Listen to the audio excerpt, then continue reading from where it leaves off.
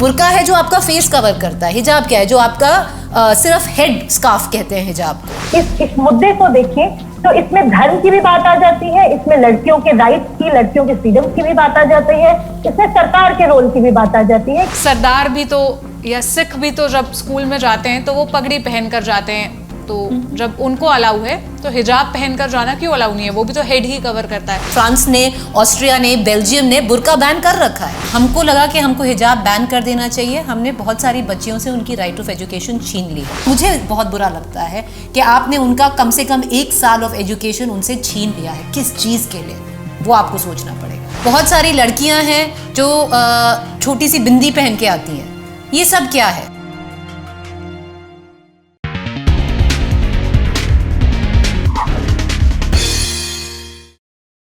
नमस्ते, मेरा नाम सोनल है। आप जनाना रिपब्लिक का एक और एपिसोड देख रहे हैं। जो रेगुलर दर्शक हैं उन्हें पता है कि इस शो में होता क्या है। जो नए लोग आए हैं उन्हें जानकारी के लिए बता दूं कि ये ऑर्डिनरी का एक वीकली शो है जिसमें हम हफ्ते भर जो भी महिलाओं के आसपास मुद्दे हैं उन्हें समेटने की कोशिश करते हैं। कोई अगर ज़रूरी मुद्दा है तो उस पर विस्तार से बात करते हैं। मेरे साथ इस शो की को होस्ट प्रीति हैं और साथ ही आज के एपिसोड में एक खास मेहमान है। नाम है अनीशा माथुर। ये आज तक से जुड़ी हुई है और कोर्ट की जो भी प्रोसीडिंग्स होती है उसे लगातार कवर करती है। तो सबसे पहले प्रीति, अनीशा, आपका बहुत बहुत स्वागत है। Thank you for inviting me. बहुत बहुत धन्यवाद आपका। हम लोग आपके शोज देखते रहते हैं and I am very grateful कि आपने मुझे आज यहाँ बुलाया। तो इस हफ्ते मैंने और प्रीति ने खोजा कि क्या खबरें हैं, क्या चला महिलाओं के आसपास, क्या ऐसे मुद्दे हैं जो उठाए गए। हमारा ध्यान गया उस मसले पर जिस पर पिछले 3-4 दिन से सुप्रीम कोर्ट में लगातार सुनवाई हो रही है। अब तक कोई वर्डिक्ट नहीं आया है, लेकिन उस सुनवाई में बहुत सारे डेवलपमेंट हुए हैं।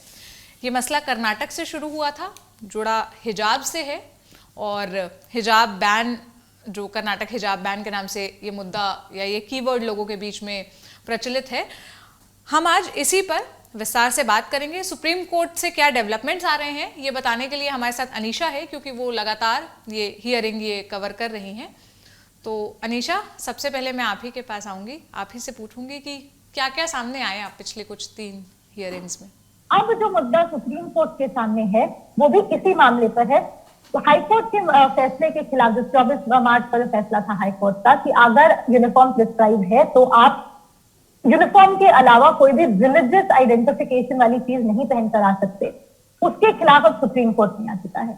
अगर पिछले 3 दिन की देखें तो अभी 23 याचिकाओं में से सिर्फ 2 याचिकाओं पर अभी तक 2 याचिकाकर्ताओं के वकीलों ने अभी तक अपनी दलीलें दी हैं। सीनियर एडवोकेट संजय हेगड़े ने अपनी आर्ग्यूमेंट कंप्लीट कर ली है, सीनियर एडवोकेट देवदत्त कामत ने अपनी आर्ग्यूमेंट कंप्लीट कर ली है, और अभी चल रही है जो आर्ग्यूमेंट वो है एडवोकेट निजाम पाशा की तरफ से। लेकिन अभी तक की आर्ग्यूमेंट्स को अगर आप देखें तो ये 2 मुद्दों में जुड़ी है, 2 मुद्दों में डिवाइड कर सकते हैं। एक ये कि लॉ क्या है, कानून क्या है, रूल्स क्या है, क्या सरकार के पास अथॉरिटी है किसी के right to freedom of religion और right to freedom of choice को रोकने की? क्या आप किसी को यूनिफॉर्म के नाम पर एजुकेशन पाने से रोक सकते हैं? क्या आप क्या सरकार को यूनिफॉर्म प्रिस्क्राइब करने की बजाय सीडीसी जो है, कॉलेज डेवलपमेंट कमेटी, जिसमें लोकल एमएलए जुड़ा हुआ है, उसके पास कहां से अथॉरिटी आई कि यूनिफॉर्म पर इंसिस्ट करें?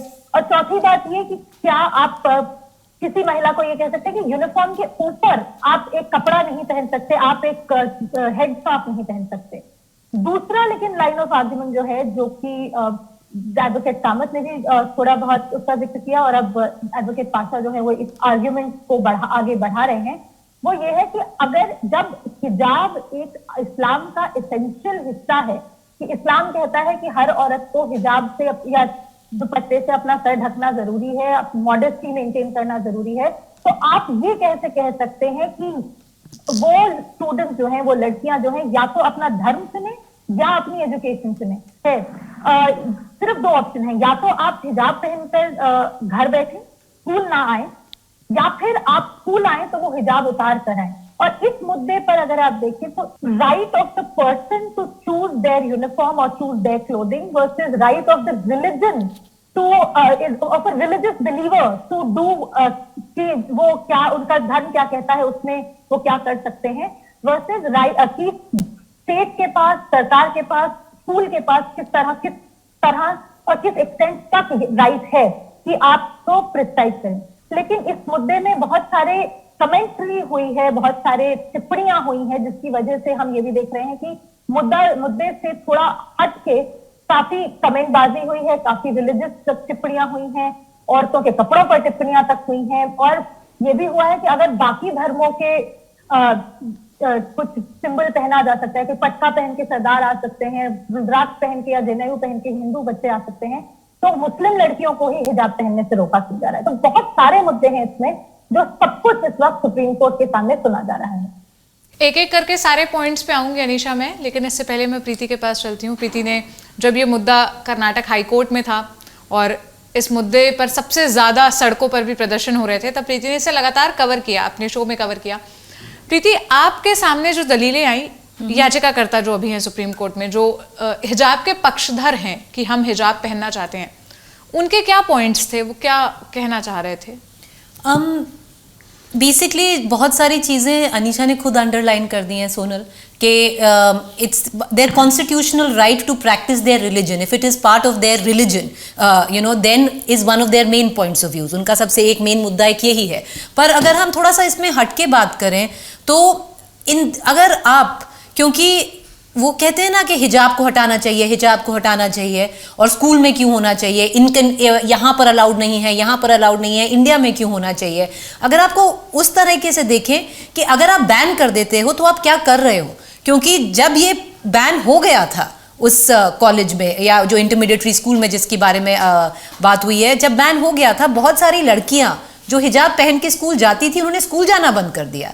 तो आपका अल्टीमेट एम क्या रहा इसमें? आपका अल्टीमेट एम ये रहा कि आपने जो राइट टू एजुकेशन है वो आपने इन बच्चियों से छीन लिया। क्योंकि अगर आप देखें मॉडर्नाइजेशन एक बहुत स्लो प्रोसेस है, ये आप किसी पे फोर्स नहीं कर सकते।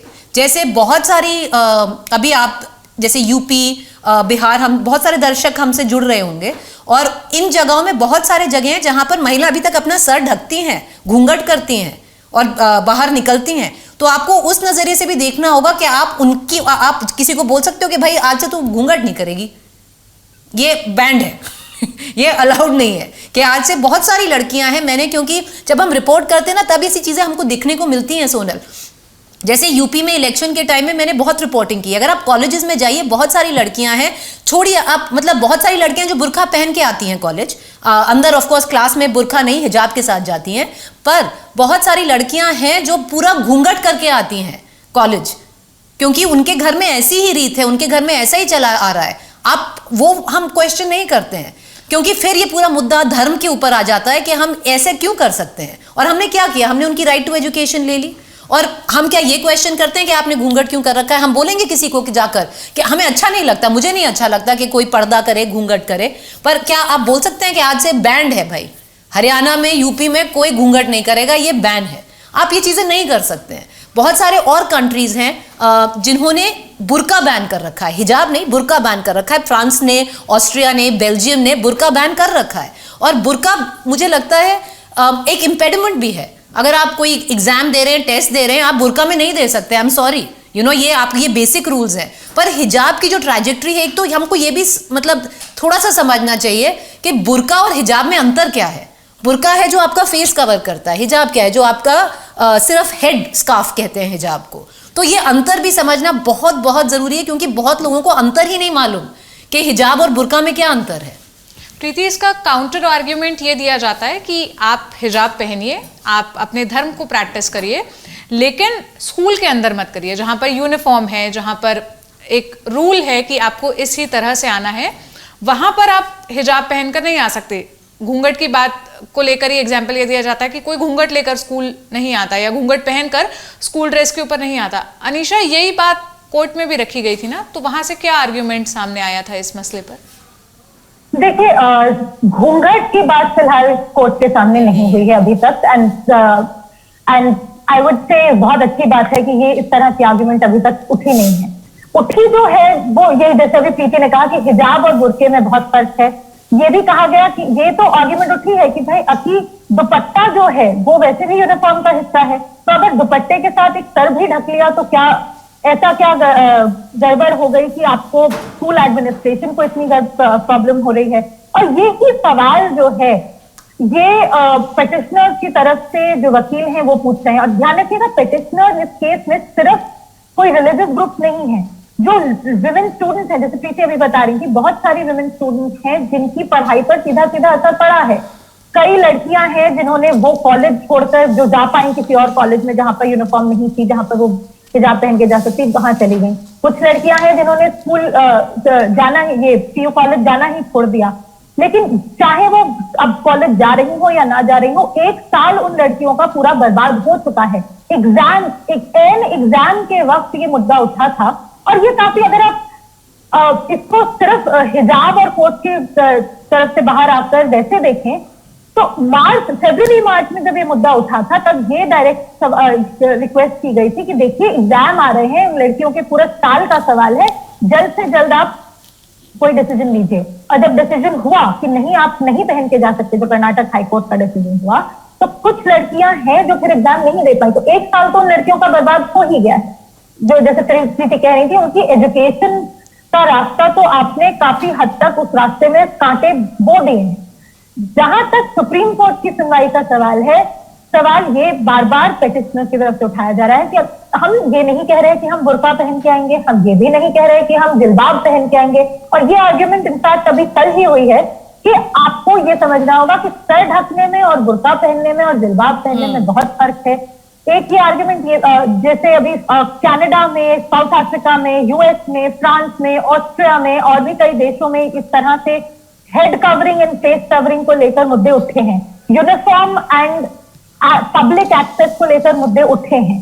तो उस पर भी ये आर्ग्यूमेंट की जा रही है कोर्ट के सामने कि देखिए, बुर्का पहन के बाहर आने में तो मना, पब्लिक स्पेसेस में जो आने को फ्रांस ने मना किया होगा, लेकिन ऑस्ट्रिया में इसी तरह का एक कानून जो है हेड कवरिंग के खिलाफ जो कानून बना था, उसको कोर्ट ने स्ट्राइक डाउन कर दिया, ये कहते हुए कि ये एक पर्टिकुलर रिलीजन के खिलाफ आप रिलीजन स्पेसिफिक कानून बना रहे हैं।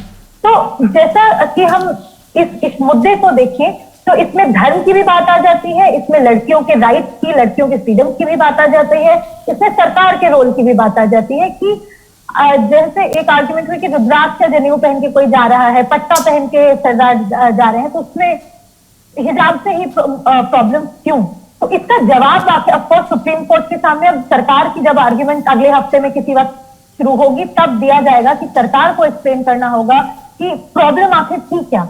बिकॉज कर्नाटका हाईकोर्ट के सामने तो सिर्फ ये रूल स्पेसिफिक आर्ग्यूमेंट हुई है कि देखिए, स्कूल को, कॉलेज को अपनी यूनिफॉर्म सेट करने का हक है और आप धर्म के नाम पर उस यूनिफॉर्म को वायलेट नहीं कर सकते, क्योंकि आपके धर्म में एसेंशियल रिलीजियस प्रैक्टिस हिजाब नहीं है। तो अब एसेंशियल रिलीजियस प्रैक्टिस के मुद्दे पर आके सारी ये आर्ग्यूमेंट फिलहाल सुप्रीम कोर्ट में, अब मंडे को जब शुरू होगी दोबारा से, तब दोबारा से इस एसेंशियल रिलीजियस प्रैक्टिस की, क्या इस्लाम धर्म में औरतों को सर ढकना अनिवार्य है या नहीं, उस मुद्दे पर शुरू होगी। हाँ, क्योंकि ये जो लॉजिक दिया जाता है ना अक्सर कि सरदार भी तो या सिख भी तो जब स्कूल में जाते हैं तो वो पगड़ी पहनकर जाते हैं, तो जब उनको अलाउ है तो हिजाब पहनकर जाना क्यों अलाउ नहीं है? वो भी तो हेड ही कवर करता है। तो इसके काउंटर आर्ग्यूमेंट में जो मैंने पढ़ा था, मेरे हाथ में नोट्स भी हैं, कोर्ट ने कहा था कि सिख धर्म 500 साल पुराना है, भारत की संस्कृति में वो निहित है और संविधान में भी ये लिखा हुआ है कि उनके लिए पगड़ी पहनना एक अनिवार्य प्रैक्टिस है। इस्लाम में हिजाब पहनना एक अनिवार्य प्रैक्टिस नहीं है, जैसा अनीशा बता रही थी। सोनल, अगर हम इसमें देखें ना, चलिए आप सिख धर्म को छोड़ दीजिए, अगर डायरेक्ट रिलीजियस सिंबलिज्म की बात करते हैं, हम सोचते भी हैं क्या, जब हम ऑफिस आते हैं, स्कूल ही जाते हैं, याद नहीं है कितने बच्चे, भाई आज नवरात्रे हैं, सुबह एक टीका लगा के आएंगे स्कूल में, ठीक है, मौली, कितने हम मौली पहनते हैं, हवन होता है घर में, आपको मौली पहना देते हैं। तो बहुत सारी लड़कियां हैं जो छोटी सी बिंदी पहन के आती हैं, ये सब क्या है? बिंदी अलाउड है ना स्कूल में बच्चियों के लिए। बहुत सारी लड़कियां जो छोटी छोटी लड़कियां कितनी क्यूट सी लगती हैं छोटी सी बिंदी लगाकर, तो वो क्या है? अगर इतना सारा जो टीका लगा के आते हैं सुबह, मम्मी जाने से पहले कि भाई स्कूल जा रहे हो, एक टीका लगा देती हैं, तो वो क्या है? मौली जो आप पहनते हैं तो वो क्या है? बहुत सारी चीजें, बहुत नुआंस्ड है ये डिबेट। और अगर आप इस डिबेट में जाएंगे तो आप मतलब कोई इसमें कोई अंत नहीं है, आपको ये सोचना पड़ेगा, क्योंकि ये बहुत सारी छोटी छोटी चीजें हैं। क्योंकि एक हम मेजॉरिटी कंट्री है जहाँ पे हिंदूज मेजॉरिटी में, आप ये सोचते नहीं हैं। तो इसीलिए जो अनीशा ने बात की, ये एक फिर उस पे आ जाता है क्या फिर, या हम एक पर्टिकुलर रिलीजन को टारगेट करें, क्योंकि हम नहीं सोचते टीका लगा के क्लास में जाने से पहले कितने बच्चे एग्जाम देते हैं भाई टीका लगा के, तो वो नहीं है क्या? क्योंकि सिर्फ सर कवर करना ही है, टीका लगा के बैठ के एग्जाम देना नहीं है, हवन की मौली पहनना नहीं है, बिंदी लगा के स्कूल जाना नहीं है। तो ये चीजें हैं, ये आपको सोचने पे मजबूर करता है। पर एक्चुअली अल्टीमेटली जो अनीशा ने बोला कि उसी पे बात बैठेगी, विच इज दैट के इज हिजाब असेंशियल, क्या एक ये पार्ट है इस्लाम का, उस पे होगा। और उसका इंटरप्रिटेशन अनीशा हो सकता है कुछ? देखिए, इंटरप्रिटेशन से आप, पहले तो मैं प्रीति आपसे ये पूछूंगी कि इंटरप्रिटेशन से आप मुझसे सवाल पूछ क्या रहे हैं, क्योंकि कोर्ट ने ये मुद्दा उठाया कि कर्नाटक हाई कोर्ट ने जो अपने ऑर्डर में कहा कि हिजाब अनिवार्य नहीं है, वो कुरान की ही गलत इंटरप्रिटेशन है। तो अब इस कुरान में आखिर क्या कहा गया है, प्रोफेट मोहम्मद अपने हदीस में क्या कह के गए हैं, उस पर अभी आर्ग्यूमेंट शुरू हुई है और अभी कुछ दिन चलेगी। अब इंटरप्रिटेशन ऑफ रिलीजन, और ये मुद्दा ये भी है कि कहां तक कोर्ट अपना इंटरप्रिटेशन रिलीजन में डाल सकती है, किस तरह से आप इंटरप्रेट करेंगे। क्योंकि एक तरफ आर्ग्यूमेंट की हुई है सरकार की तरफ से कि देखिए, कोई किसी के लिए अनिवार्य नहीं है, आधे से ज्यादा देशों में कोई हिजाब या बुर्का की कोई अनिवार्यता नहीं है। अपने भारत में ही बहुत सारी मुस्लिम औरतें हैं जो ना हिजाब पहनती हैं, ना बुर्का पहनती हैं, ना अपना सर ढकती हैं। तो अगर ये अनिवार्य होता तो फिर सभी इसको फॉलो कर रहे होते, जो कि सिख धर्म के बारे में जिस तरह से आर्ग्यूमेंट हुई है, उसके लिए कोर्ट ने भी यही कहा कि देखिए उसमें तो वो तो मैंडेटरी है, उसका तो कोई ऑप्शन नहीं है। लेकिन आप ये कैसे कह सकते हैं कि जब आपकी कुरान में, आपकी प्रैक्टिस में सर ना ढकने के लिए कोई पनिशमेंट नहीं है या कोई आपको बुरा नहीं कह रहा, तो फिर आप कैसे कह सकते हैं कि वो मैंडेटरी है? तो इंटरप्रिटेशन ऑफ द रिलीजन का मामला तो ऑफकोर्स कोर्ट के सामने है ही कि कुरान क्या कह रही है, हदीस क्या कह रहा है, प्रैक्टिस में क्या है एक्चुअल, वो अभी शुरुआती तौर पर है आर्ग्यूमेंट। क्योंकि सरकार ने तो साफ अपना रुख रख दिया है कि देखिए हमारे हिसाब से अनिवार्य नहीं है। अब ये लोग क्यों कह रहे हैं उन्हें समझाना होगा, पिटिशनर्स को समझाना होगा। लेकिन जैसे हम बात करें कि बहुत नुआंस ये चीज है कि जैसे हाईकोर्ट का डिसीजन था कि कोई भी रिलीजियस सिंबलिज्म के साथ, सिवाय वो सिख पटके के, उसके अलावा कोई रिलीजियस सिंबलिज्म आप लेकर स्कूल में नहीं आ सकते। तो एक सवाल अगर हम जनरल कॉन्वर्सेशन में पूछें, क्या पिछले 6 महीनों में उन स्कूल में कोई भी बच्चा मौली पहन के या टीका लगा के या जनेऊ पहन के नहीं गया है?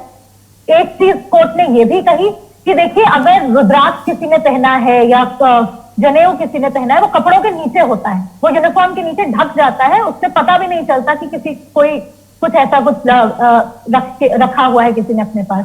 तो एक न्यूआंस आर्गुमेंट का ये भी है कि क्या विजिबल साइन ऑफ रिलीजन से ही आपको प्रॉब्लम है, या आपको एक धर्म विशेष के सिंबल से प्रॉब्लम है, कि आपने ये पूरा न्यूआंस देखा ही नहीं कि रिलीजियस सिंबल्स कहां कहां तक जा सकते हैं, जैसे प्रीति ने अभी ये बात उठाई थी। तो बहुत सारे मुद्दे हैं इस मैटर में जो देखने पड़ेंगे। और कुरानिक इंटरप्रिटेशन आप किसकी मानेंगे? जैसे आप अगर सुप्रीम कोर्ट के सामने जो आर्ग्यूमेंट कल हुई कि देखिए हाईकोर्ट ने जिस ट्रांसलेशन का, जिस इंटरप्रिटेशन का इस्तेमाल किया, वो थी ही गलत। वो तो जो कहा है कि उसमें तो ये कहा है कि कुछ भी मैंडेटरी नहीं होता, क्योंकि धर्म सिर्फ फेथ पर बेस्ड है। तो अगर आपको भरोसा है हमारे अल्लाह के कहने पर, आपको अगर भरोसा है कुरान में जो कहा है, तो आप सब कुछ मानोगे, और सब कुछ जो मान रहा है वो मान रहा है। तो यहां पर आप इस तरह से देखिए कि एक लाइन ऑफ आर्ग्यूमेंट या एक न्यूआंस ऑफ आर्ग्यूमेंट नाम की तो कोई चीज ही नहीं है। बहुत सारे मुद्दे हैं, बहुत सारी इंटरप्रिटेशन है, बहुत सारी आर्ग्यूमेंट्स हैं। अनीशा, आप और प्रीति जो बात कर रही थी, इससे मेरे मन में एक सवाल बार बार आ रहा है कि एक प्रोग्रेसिव समाज में जो अपने आप को सेक्युलर कंट्री मानता है, वहां पर ऐसे स्पेसेस में जहां पर ऑलरेडी यूनिफॉर्म हो, जहां पर ड्रेस कोड लागू होता हो, वहां पर क्या धर्म का पालन करना आवश्यक है या क्या वो होना चाहिए? क्योंकि मुझे याद आ रहा था जब मैं स्कूल में थी तो रक्षाबंधन के त्योहार के बाद ना कई लड़के राखी पहन कर आते थे, 1-2 दिन तक तो ठीक था, लेकिन उसके बाद टीचर्स कहने लगते थे कि अब आप इसे काट कर आइए या इसे काट कर आओ। लड़कियां अगर नोज पिन पहने तो उसके लिए भी कहा जाता था कि उसको बहुत छोटा करिए, या इतना बड़ा नोज पिन, इतना फैशनेबल वो मत रखिए, क्योंकि यूनिफॉर्म का मकसद ही ये है कि सारे बच्चे एक जैसे लगे, आपस में कोई भेदभाव ना हो। तो क्या ये प्रैक्टिस जो है, चाहे वो मौली पहनकर जाने की हो या फिर हिजाब पहनकर जाने की, इसे स्कूल, कॉलेज, इन इंस्टीट्यूशन से बाहर नहीं रखना चाहिए? इस पर मैं आप लोगों का टेक चाहूंगी कि आइडियली क्या होना चाहिए और ये कैसे होगा, क्योंकि हम ये तो बोलकर नहीं छोड़ सकते ना कि वक्त के साथ बदलाव आएगा या वक्त के साथ चीजें बदलेंगी। किसी को तो एक सर्टेन टाइम पर आकर वो स्टेप लेना पड़ेगा कि now let's put a full stop on this, या अब ये बंद होना चाहिए, ये रिग्रेसिव प्रैक्टिसेस है या ये डिस्क्रिमिनेटरी है स्कूल के इंस्टीट्यूशन में। या सुनो, जहाँ तक मैं ऐसे देखती हूँ ना, ये चीज़ें, ये जो रिफॉर्म की जो हम बात करते हैं ना, ये बहुत ग्रास रूट होता है और ये बहुत स्लो प्रोसेस होता है। अब मैं आपको क्या एग्जांपल दूँ, एक एग्जांपल देती हूँ और ये सोचने की बात है। देखिए, क्योंकि हमको लगा कि हमको हिजाब बैन कर देना चाहिए, हमने बहुत सारी बच्चियों से उनकी राइट ऑफ एजुकेशन छीन ली है। क्योंकि आपको लगता है बैन करना चाहिए, उनके पेरेंट्स अभी भी बहुत ट्रेडिशनल हैं और वो नहीं भेजेंगे, चाहे आप उनको 50 बार बोलो कि ये बैंड है, आप अपने वो नहीं भेजेंगे। वो तभी भेजेंगे अगर बच्चियां हिजाब पहन के जाएंगी, क्योंकि हमें बुरा लगता है जब हम इतनी छोटी छोटी लड़कियों को, बहुत ही छोटी छोटी लड़कियों को हिजाब में देखते हैं, बिल्कुल फेस कवर्ड करे हुए देखते हैं, और हमें लगता है ऐसा नहीं होना चाहिए। ऐसा नहीं होना चाहिए, पर आप एजुकेशन के थ्रू ही कर पाएंगे। इसका मैं एग्जाम्पल दूंगी। देखिए, जो कॉन्सेप्ट था ऑल गर्ल्स स्कूल का, बहुत सारा ऑल गर्ल्स स्कूल का कॉन्सेप्ट शुरू कहाँ से हुआ? क्योंकि बहुत सारे पेरेंट्स थे, वो अनकंफर्टेबल थे कि वो अपनी लड़कियों को को एजुकेशनल स्कूल्स में भेजे। जो स्पेशली रूरल बेल्ट है उसमें आप देखेंगे कि अलाउड ही नहीं था भाई। आप लड़कियों को, एक टाइम होता था, हरियाणा से तो मैं आती हूँ, मैंने खुद देखा है कि आप अपनी लड़कियों को भेजते ही नहीं थे को एजुकेशनल स्कूल में। 4वीं 5वीं कक्षा के बाद आप निकाल लेते थे। जब वहाँ पे गर्ल्स स्कूल बनने शुरू हुए तो लड़कियाँ आगे पढ़ने लगी, और जब लड़कियां आगे पढ़ने लगी, जब उनकी बारी आई कि अपनी लड़की को भेजने की, तो उन्होंने सोचा कि मैं इसको को एजुकेशनल स्कूल में भेज सकती हूँ। ये चीज़ें रिफॉर्म के थ्रू आती हैं, ये बहुत स्लो प्रोसेस होता है। आप इन्फोर्स नहीं कर सकते, मॉडर्नाइजेशन कभी इन्फोर्स नहीं कर सकते कि मैं आप पे नहीं थोप सकती, चाहे आप गलत हो। ये थिंकिंग होती है। जैसे हम बोलते हैं, जैसे घर पे ही देखिए, अगर आप बोलते नहीं है कि देखिए अपनी दादी से मत लड़ो भाई, उनके विचार अभी वैसे ही हैं, उनको तुम अपना करो, पर उनसे मत लड़ो, अभी उनके विचार ऐसे हैं, मतलब उनको करने दो, उनके हिसाब से उनको यही ठीक लगता है कि जैसा वो कर रही है। ऐसे ये जो चीज़ें हम बोलते हैं, ये बहुत स्लो प्रोसेस होता है। पर जब आप इस झटके में चीज़ें करते हैं ना, तो आप बहुत सारे ब्रेक्स क्रिएट कर देते हैं। क्योंकि यही लड़कियां, आई एम श्योर, यही लड़कियां जब आगे जाएंगी, तब इसमें भी एक नुआंस इसमें भी है। जब हम बोलते हैं हम लिबरलाइज करें, हम कौन होते हैं किसी को लिबरलाइज करने के लिए? उनका मतलब उनके ऊपर है कि वो बड़े होके बुर्का पहने ना पहने, हिजाब पहने ना पहने, ये भी उनकी राइट है। ये जैसे हम किसी को फोर्स नहीं कर सकते घूंघट के लिए, हमें नहीं ठीक लगता, पर ये उनकी राइट है। हम किसी को नहीं बोल सकते भाई हटा तू, और ये it is their right. But on the other hand, some of these girls, इनमें से बहुत एक ग्रुप ऐसा भी होगा, जब वो ये बड़ी होंगी, जब ये ग्रेजुएट करेंगी, जब इनकी खुद फैमिली होगी, हो सकता है ये अपनी बच्चियों को हिजाब ना पहनाए, पर आप इनको जो आपने कॉस्ट इनके ऊपर डाल दी है ना, ये बहुत बड़ी, द प्राइस टू पे is very big here, I feel. Anisha, मैं ना मैं आपसे भी इस पर आपके विचार चाहूंगी। उसके बाद मैं 3-4 ऐसी हेडलाइंस नोट करके लाई थी जो सुप्रीम कोर्ट की हियरिंग के बाद ना ऐसे मीडिया में, या मैं कहूँ बेसिकली ऑनलाइन मीडिया में, उन्हीं हेडलाइंस के आधार पर खबरें बनी। तो मैं चाहूंगी कि आप जरा मुझे उसका बैकग्राउंड और कंटेक्स्ट समझाइएगा कि कोर्ट में क्या आर्ग्यूमेंट चल रहा था और क्या निकल कर आया। पहले आप इस पर अपने विचार बताइए। देखिए, फ्रैंकली जो I agree with part of what Preeti said, जो उन्होंने कहा कि आप किसी के ऊपर अपना लिबरल आइडिया, अपना आइडिया ऑफ मॉडर्नाइजेशन नहीं थोप सकते। लेकिन जो प्रीति ने कहा कि हमें कि उनको भी ठीक नहीं लगता कि छोटी छोटी बच्चियां हिजाब पहन के आ रही हैं, I will disagree with that. आप अपने घर में, अपने धर्म में क्या बिलीफ सिस्टम रख रहे हैं और उस बिलीफ सिस्टम से आप अपनी किस तरह से बिहेवियर रखते हैं, वो पूरी तरह से आपका हक है। और ये हक कॉन्स्टिट्यूशन के अंतर्गत, संविधान के अंतर्गत आपसे कोई नहीं छीन सकता। लेकिन उसी के साथ साथ एक कैवियट ये भी रहेगी कि आपको अगर जबरदस्ती आपके धर्म में जो मैंडेटरी नहीं भी है उसके, लेकिन कल्चर में या फैमिली में कुछ अगर प्रेवलेंट है, उसकी वजह से आपके ऊपर वो थोपा जा रहा है, या जैसे प्रीति ने कहा कि कई सारी वो लड़कियां हैं जो, जैसे हमें भी ये बताया गया था, पिटिशनर ने यही कहा है कि कुछ लड़कियां स्कूल नहीं जा पाई, कुछ लड़कियों ने स्कूल चेंज कर लिया, तो उनकी एजुकेशन पर सवाल उठ गए। जहां तक राइट और रिफॉर्म की बात है, तो रिफॉर्म जैसा कि हम बात कर रहे हैं, रिफॉर्म अंदर अंदर से आता है। अपने आप परिवार को कहना पड़ेगा कि नहीं, मेरी बेटी तो स्कूल जाएगी, चाहे हिजाब पहने या ना पहने। अपने आप उस बेटी को कहना पड़ेगा कि नहीं, मैं तो स्कूल जाऊंगी।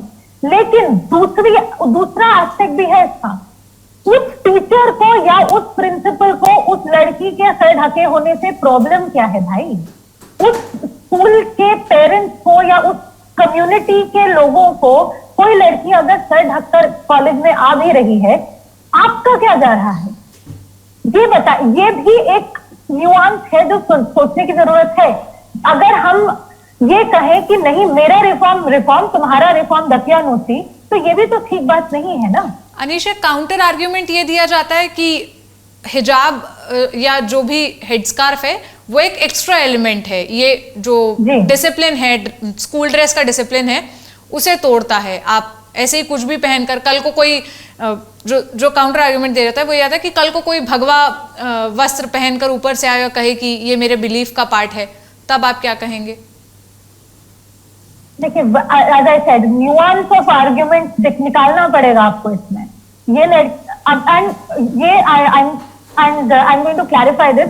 मुझे ये बात बिल्कुल गलत लगती है कि आप किसी लड़की को बोले या तो तुम सर ढक के रहो वरना तुम रहो ही नहीं। पर्सनली मुझे बहुत बड़ी प्रॉब्लम है इस आर्ग्यूमेंट से। लेकिन अगर वो लड़की कह रही है कि स्कूल यूनिफॉर्म के ही रंग का, स्कूल यूनिफॉर्म के ही कपड़े का मैं एक सर ढक लूं, या दो दुपट्टा है उसी को मैं हिजाब की तरह बांध लूं, वर्सेस कोई दूसरा जना कहे कि नहीं, हम भी अपने रिलीजन का, और हमारे रिलीजन में जो हम नॉर्मली नहीं भी करते वो करके हम आएंगे, क्योंकि तुम अपने रिलीजन का काम कर रहे हो, इसलिए हमें जबरदस्ती अपना रिलीजन भी दिखाना है पब्लिक में। देखिए, religious practice in public space बहुत अलग अलग चीजें होती हैं। हिंदू धर्म में कोई भी नॉर्मली भगवा कपड़ा पहन के नहीं घूम रहा होता, सिर्फ साधु संत होते हैं, पंडित होते हैं, वो जो स्कूल नहीं जा रहे होते हैं। नॉर्मल कोई स्टूडेंट या नॉर्मल कोई हिंदू लड़का या लड़की भगवा पहनकर या पूरा रुद्रा, वो क्या, 3 वो जो लगाकर या बड़ा सा टीका लगाकर नॉर्मली कोई नहीं जा रहा होता। तो what is normal and what is normal essential practice in your religion, यहीं पर जाकर भी फिर सवाल उठता है। अगर आपके धर्म में मौली पहनकर रखना या रुद्राक्ष बांधकर रखना है या पटका बांधकर रखना है, तो आपको कोई कुछ नहीं रोक रहा क्या। लेकिन आप ये कह सकते हो कि सामने वाला जो है वो यूनिफॉर्म के कलर के दुपट्टा एक्स्ट्रा ओढ़ के आ रहा है, इसलिए मैं भगवा में पट्टा ओढ़ के आऊंगा। भगवा तो आपके स्कूल यूनिफॉर्म का हिस्सा नहीं है ना। यूनिफॉर्म तो व्हाइट है, ब्लैक है, ब्लू है, ग्रीन है, जो भी है, भगवा तो नहीं है। आप conspicuous religious identity versus something that is a general practice in your life, उसमें फर्क भी तो करेंगे कि नहीं करेंगे।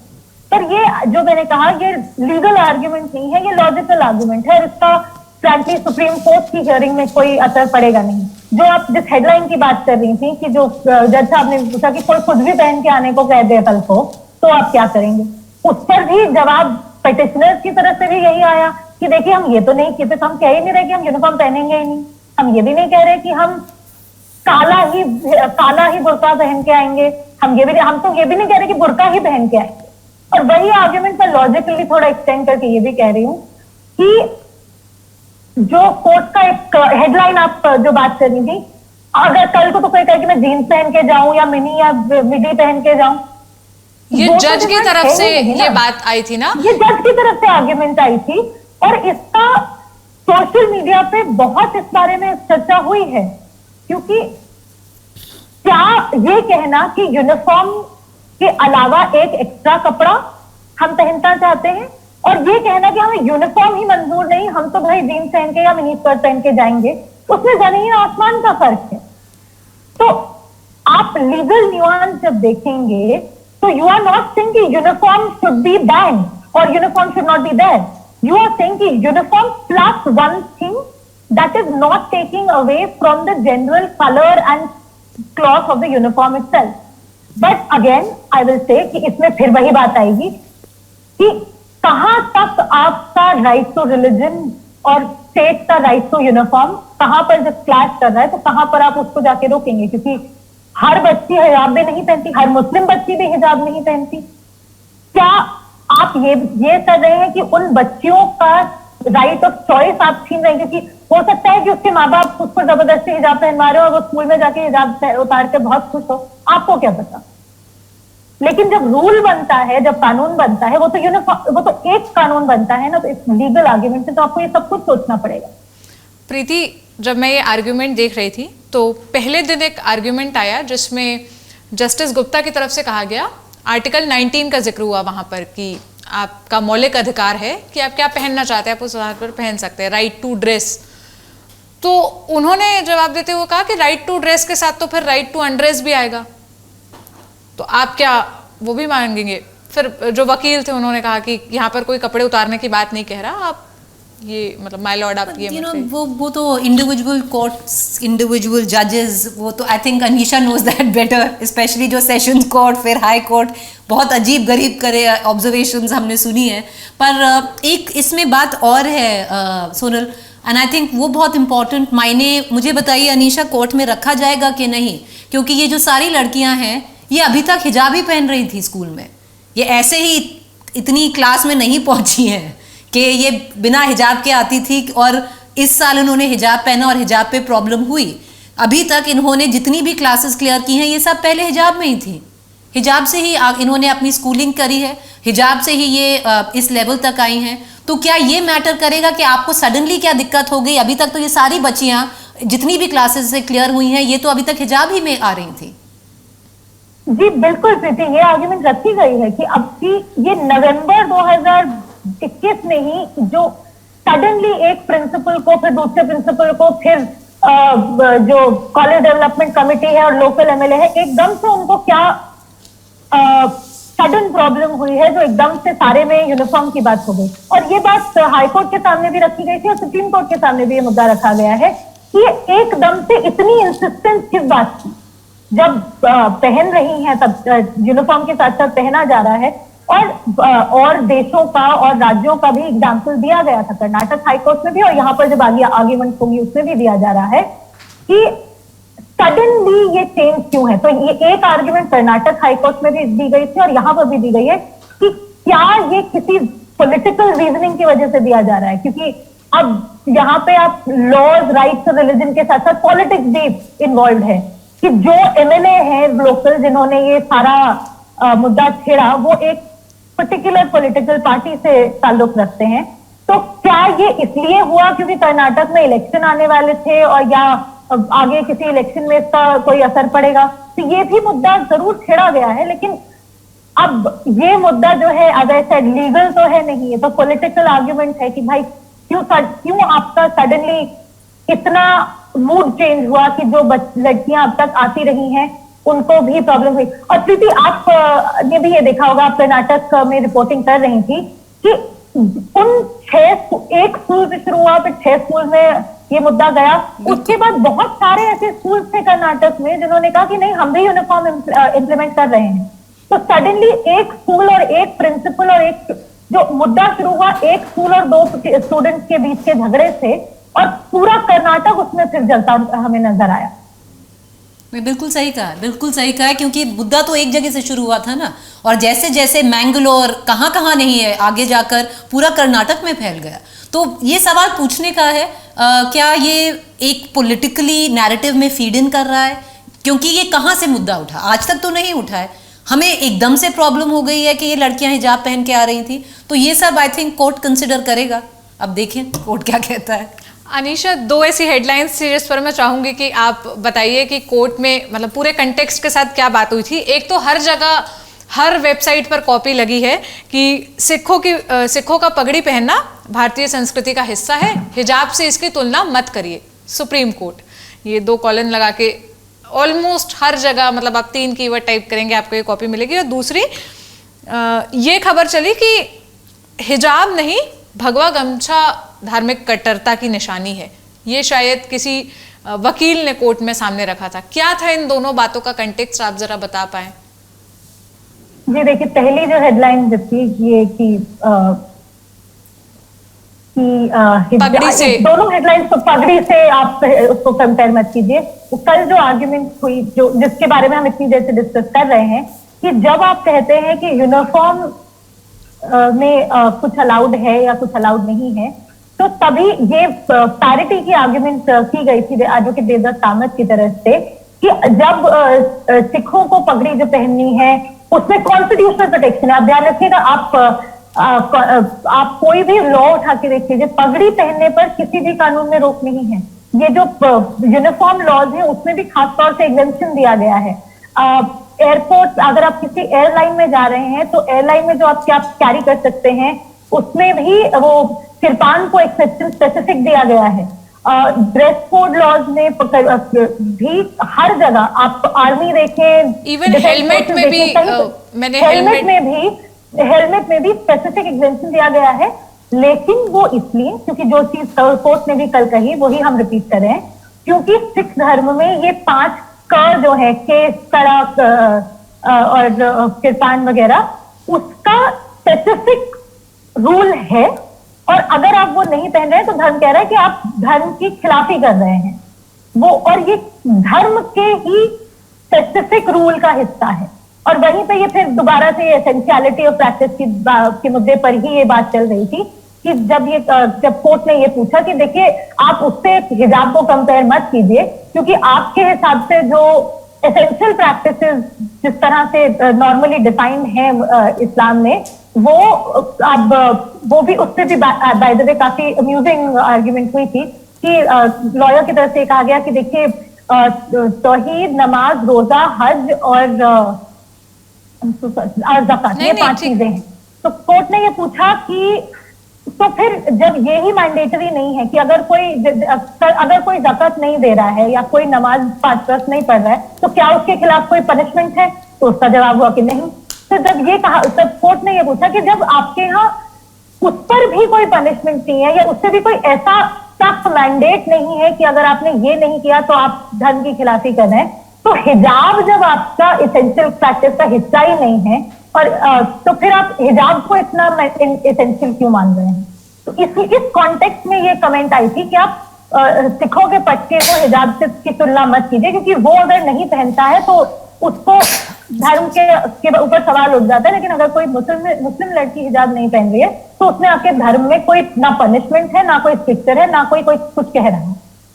और ये जो दूसरी बात आई थी कि हिजाब नहीं भगवा गमछा धार्मिक कट्टरता की निशानी है, ये किसी वकील ने, ये देवदत्त कामत साहब की आर्ग्यूमेंट थी। और जो हम अभी 2 मिनट पहले इस इशू पे बात कर रहे थे कि जो जबरदस्ती हुई, जैसे प्रीति और ने भी ये देखा कि जब एक स्कूल में प्रोटेस्ट शुरू हुए तो एक पॉलिटिकल पार्टी से एफिलिएटेड लोगों ने ये मूवमेंट शुरू की कि अगर ये लोग हिजाब पहनकर जा रहे हैं तो हम भगवा गमछा डाल के जाएंगे। इसलिए ये आर्ग्यूमेंट उठाई गई थी देवदत्त कामत की तरफ से कि देखिए ये लड़कियां हमेशा से पहनते हुए जा रही हैं, ये कोई कट्टरता नहीं दिखा रहे हैं, ये अपना नॉर्मल रिलीजियस प्रैक्टिस दिखा रही हैं।